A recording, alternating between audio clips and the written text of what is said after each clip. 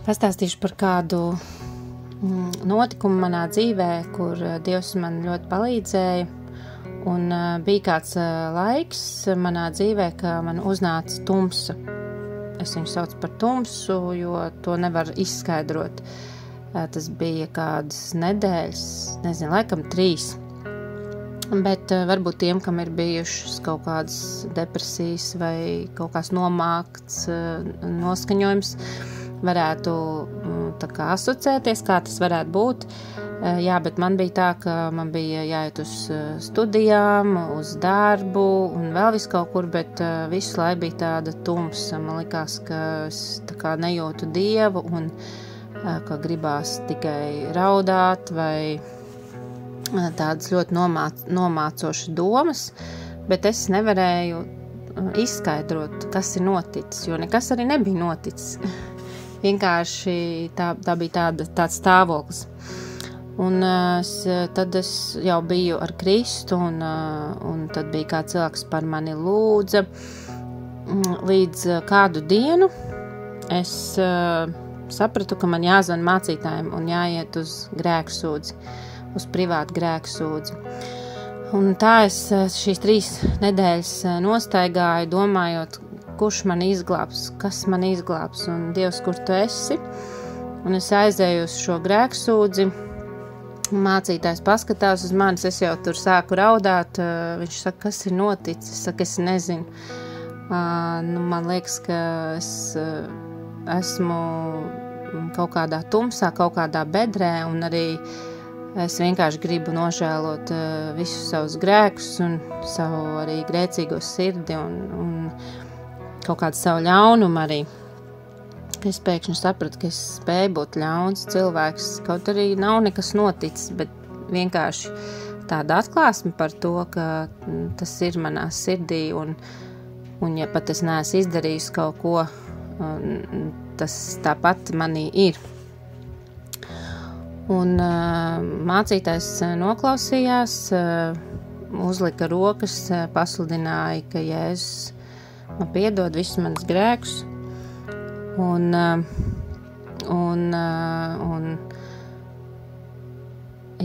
viss.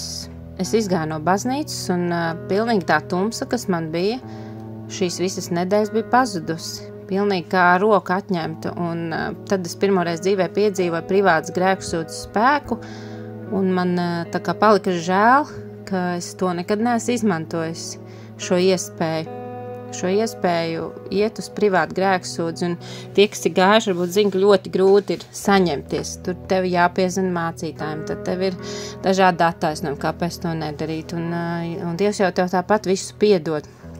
Bet es varēju piedzīvot kaut kā, kad tiešām tā tumsas spēka arī cīnās, lai tikai neaizēja uz to privāto grēksūdzi, un es piedzīvoju, ka tā ir patiesībā mums dāvana. Un arī kādā citā reizē es biju rekolekcijās, kur bija raksturēt, laiks ir piepildīts un Dieva valstība ir klāt.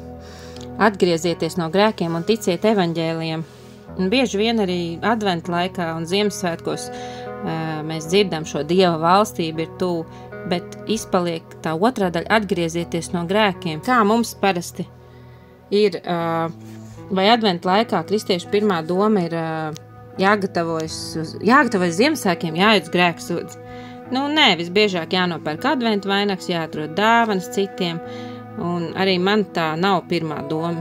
Jāsagatavojas Ziemassvētkiem, iešu slavēt Dievu uz baznīcu, bet es nedomāju, ja iešu uz privātu grēksūdzi, sagatavot savu sirdi. Tas ir patiešām grūti, bet es gribu iedrošināt, ka tas citreiz ir tā, ka tikai tas arī ir vajadzīgs. Un ka lielākais, kas man ir dots, mani grēki piedot. Mani grēki piedot. Un tajā grēksūdzes stāstā es varu padalīties arī ar vēl kādu notikumu, kā dažreiz ļauties Dieva vadībai. Es biju arī kādās rekolekcijās, un tie, kas ir bijuši, zina, ka, ja tās ir klusuma rekolekcijas, tad ir noteikums, ka nedrīkst sarunāties ar tiem, kuri tev blakus vai istabiņā vai mājiņā jūs dzīvojat.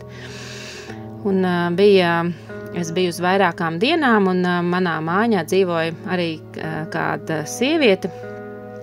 Un bija tā, ka es izmantoju arī iespēju šajās rekolekcijās ne tikai tikties līdzgaitnieki, bet arī aiziet uz šo privāto grēksūdzi.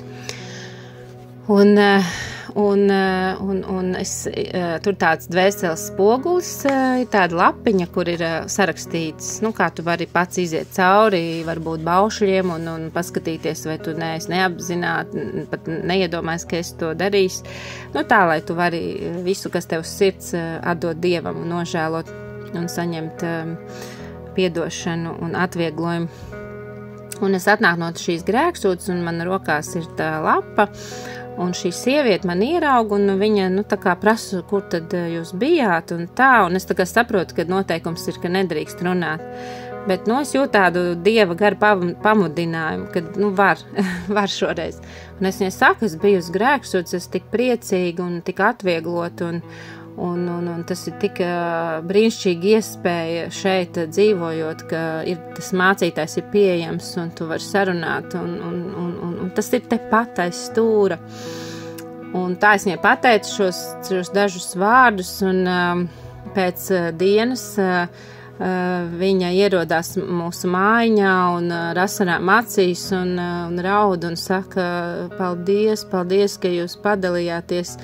Es pirmo reizi dzīvē, viņa jau gados kundze, es pirmo reizi dzīvē biju uz šo privāto grēksūdzi un pirmo reizi dzīvē saņēmu tādu grēku piedošanu par lietām, kuras es nevienam nebiju stāstījis, nevienam nebiju teiks, un viņa raudāja, cik viņa jutās atvieglota un laimīga tajā brīdī.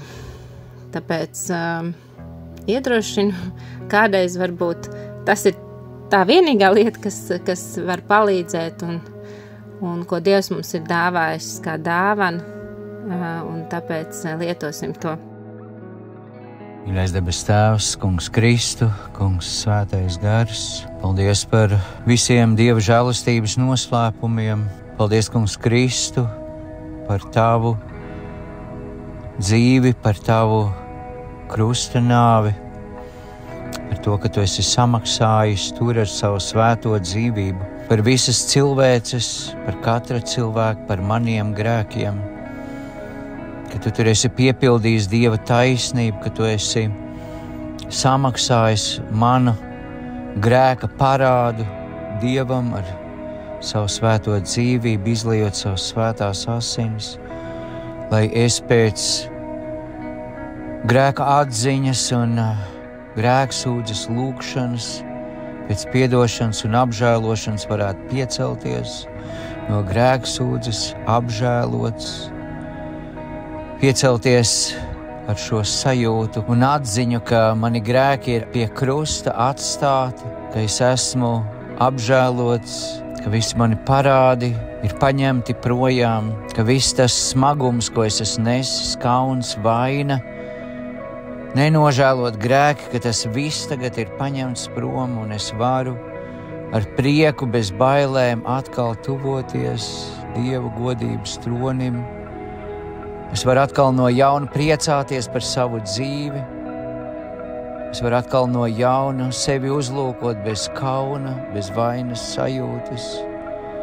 Patiesi, šie grēki mani vairs nespiež, netraucē, neievaino, jo esmu darīts brīvs, Kristus dēļ esmu darīts brīvs. Paldies par katru vienu, kurš ir piedzīvojis grēksūdzes noslēpumu savā dzīvē.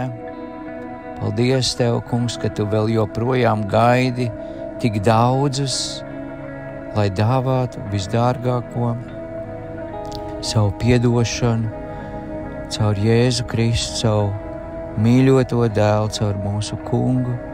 Kungs, arī tagad es lūdzu par katru vienu, kas vēlas aiziet uz grēksūdzi, kas baidās, paņem prom bailes, kaunu, iedrošini, stiprini, Kungs Svētais Gars aizved līdz tai vietai, kur atkal no jauna mirušais kļūst dzīvs, saistītais kļūst atbrīvots, slimais kļūst vesels, jo, Kungs, tāds ir Tavas piedošanas spēks, Tava piedošanas varenība. Nāc, Kungs, Svētais Gars, nāc, Kungs, ieved mūs patiesā grēknožēlā, lai mēs varam, kungs, atgriezties no grēkiem un iemantot mūžīgo dzīvību. To lūdzu Jēzus Kristus vārdā. Mūsu Tēvs debesīs, svētīts, lai top Tavs vārds, lai nāk Tava valstība, Tavs prāts, lai notiek, kā debesīs, tā arī virs zemes. Mūsu dienišķo maizi dod mums šodien un piedod mums mūsu parādus, kā arī mēs piedodam saviem parādniekiem, neieved mūsu kārdināšanā, bet atpestī mūs no ļaunā. Jo Tev pieder valstības spēks un gods mūžīgi mūžos. Āmen. Lai jūs svētī un pasargā visvarenais Dievs Tēvs, Dēls un Svētais Gars. Āmen. Aicinu piedalīties audio liecību projektā Mīlestības ceļš liecībās arī tevi. Ieraksti balss ziņā savu stāstu, kā Dievs sevi ir tev atklājis, ko viņš ir darījis un kā Jēzus ir tev palīdzējis, uzmundrinot, samīļojot, dziedinot, stiprinot. Esi daļa no dzīvā evaņģēlija pasaulē un ieraksti savu audio liecību telefonā, izmantojot balss ieraksta aplikāciju un nosūti to uz e-pastu liecības@gertrude.lv.